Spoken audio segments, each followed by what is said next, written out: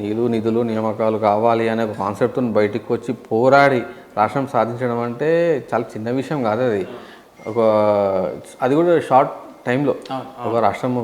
ఎందుకంటే ముందు ఉద్యమాలు తొలి దశ ఉద్యమం అయింది, దాన్ని నామరూపంగా లేకుండా అయిపోయి మళ్ళీ రెండో దశ మళ్ళీ దశ వచ్చి, సో మళ్ళీ దశలో గట్టిగా కొట్లాడి పార్టీ పెట్టి రావడం చాలా చిన్న విషయం కాదు అది.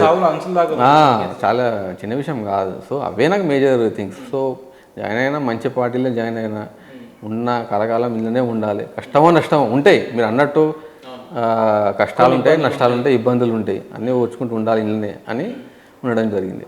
నమ్మకం ఉందన్న ఏదో ఒక రోజు మీరు పడ్డ కష్టానికి, మీరు పడ్డ స్ట్రగులింగ్కి పార్టీలో సముచితమైన గుర్తింపు స్థానం వస్తుంది అనే నమ్మకం ఉందా అన్న? అట్లేం లేదన్న, ఒకటి ఆశపడడంలో తప్పు లేదు. బట్ ఏంటంటే నేను ఏదో స్టేజ్కి పోతాము, ఏదో తీసుకుంటాము అనే దానికే పనిచేస్తామని ఏం లేదు. నేను ప్రజా సేవ చేయడానికే పాలిటిక్స్లోకి వచ్చిన, పదవి రాని రాకపోయి సేవ చేయడం మాత్రం మానం అంతే.